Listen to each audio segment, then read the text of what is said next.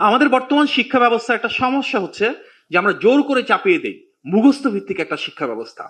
আমরা চাই শিক্ষাটা হোক আনন্দময়, যেখানে কাউকে জোর করে শিখতে হবে না, তার যেটা পছন্দ সে সেটাই শিখতে পারবে। লার্নিং উইথ হ্যাপিনেস বলতে একটা নতুন সাবজেক্ট আমরা ক্লাস 6 থেকে শুরু করতে যাচ্ছি। সেটা মূল উদ্দেশ্য কি? মূল উদ্দেশ্য হচ্ছে বাস্তব জীবনে একজন সুনাগরিক হিসেবে গড়ে ওঠার জন্য যে নৈতিক শিক্ষা, পারিবারিক শিক্ষা, মূল্যবোধের শিক্ষা, সেটা আমরা সেখান থেকে দিতে চাই।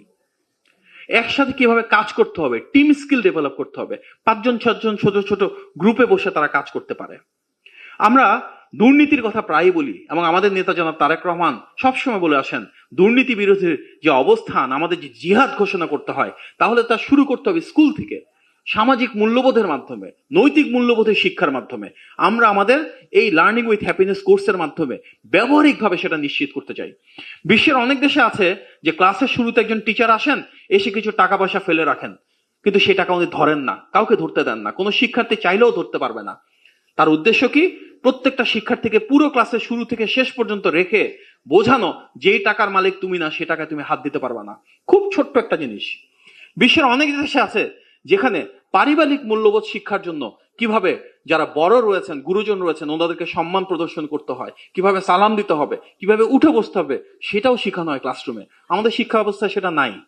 কিভাবে হাইজিন বা পরিচ্ছন্নতা নিশ্চিত করতে হয়, খাওয়ার আগে হাতটা ধুতে হবে, কিভাবে হাত পায়ের নখ কাটতে হবে, এই ধরনের খুব ছোটখাটো জিনিস একজন মানুষের দৈনন্দিন জীবনে যেটা প্রয়োজন, শিক্ষা উদ্দেশ্য সেটা তার ভিতর তৈরি করে দেওয়া। কিন্তু আমাদের শিক্ষা ব্যবস্থায় এই জিনিসগুলো নাই, যেটা আমরা আমাদের লার্নিং উইথ হ্যাপিনেসের আনন্দময় শিক্ষার মাধ্যমে, নৈতিক এবং সামাজিক শিক্ষার মাধ্যমে নিশ্চিত করতে চাই। তার মানে আগামীর বাংলাদেশে আমাদের সবার লক্ষ্য যে আমাদের ছোট ছোট ছেলে মেয়েরা আগামীর বাংলাদেশের কাণ্ডারি হিসাবে সুশিক্ষায় প্রশিক্ষিত সুনাগরিক হয়ে উঠবে। সেই সুনাগরিক হওয়ার সূচনা হতে হবে তাদের স্কুলের মাধ্যমে। প্রতি বছরে অনেকগুলো দিবস থাকে আমাদের, যেমন জাতীয় দিবস থাকে, বিজয় দিবস থাকে, স্বাধীনতা দিবস থাকে।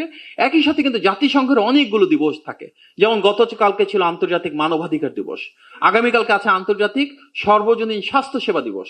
প্রত্যেকটা দিবসের একটা গুরুত্ব থাকে। আমাদের লক্ষ্য এই প্রত্যেকটা দিবসে আমাদের স্কুলের ছেলেদেরকে, মেয়েদেরকে সেই দিবসটা গুরুত্ব শেখানো, সেই দিবসটা আদর্শ কি, চেতনা কি, মূল্যবোধ কি, সেটা তার ভেতর তৈরি করে দেওয়া।